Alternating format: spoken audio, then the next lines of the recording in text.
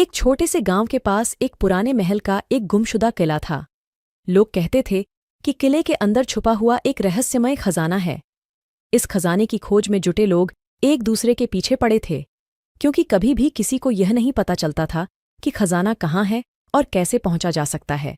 उन्होंने अपने दोस्तों को यकीन दिलाया और रात के समय कगिले की ओर बढ़ते हुए एक गुट बनाया। चांदनी रात और सुस्त गांव की सुनसान गलियों में वे चले गए। किले के पास पहुंचते ही एक भूतिया आवाज सुनाई दी। जो इस रात में यहाँ पहुँचे हैं उन्हें खजाना ढूंढने का हक़ है, परंतु सावधान, एक गलत कदम और तुम्हें यहाँ से बाहर निकाल दिया जाएगा। आवाज के साथ ही सूरज और उसके दोस्तों के दिल में एक डर बन गया। वे यह सोचने लगे कि क्या उन्हें सचमुच में खजाना मिलेगा या फिर यह बस एक रात का सपना है।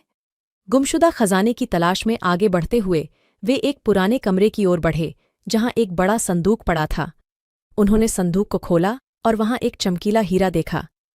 लेकिन जैसे ही वे हीरे को छूने के लिए हाथ बढ़ाते हैं, संदूक से एक और आवाज सुनाई देती है। तटिए, अब तुम्हें एक और चुनौती का सामना करना होगा। तुम्हें यहाँ से बाहर निकलने के लिए 3 राज्य बताए जाएंगे और तुम्हें सही सीधा रास्ता चुनना होगा। यह सुनकर सूरज और उसके दोस्तों के होश ठिकाने आ गए। उन्होंने अपनी सोच बदली और धीरे धीरे सोचा कि कैसे वह सही राज्य चुन सकते हैं। कमरे से बाहर निकलते ही वे तीनों आगे की ओर बढ़े, जहां उन्हें 3 अलग अलग मार्गों का चयन करना था। सभी राज्य एक दूसरे से जुड़े हुए थे और इन राज्यों का चयन करना आसान नहीं था। 1 मिनट भी बर्बाद न करने के लिए वे एक दूसरे से तेजी से विचार करने लगे। इस बीच में संदूक से एक और आवाज आई। समय कम है, तुम्हें एक राज का चयन करना है।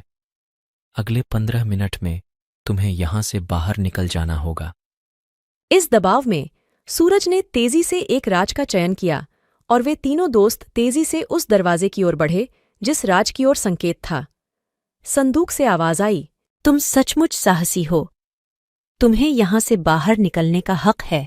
राज की ओर बढ़ते हुए उन्होंने एक नए सफलता के सफर की शुरुआत की और गांव में अपनी कहानी सुनाने के लिए वापस लौटे। सूरज और उसके दोस्तों का संघर्ष और उनका सही रास्ता चुनने का दृढ़ संकल्प पढ़ने वालों को प्रेरित करता है।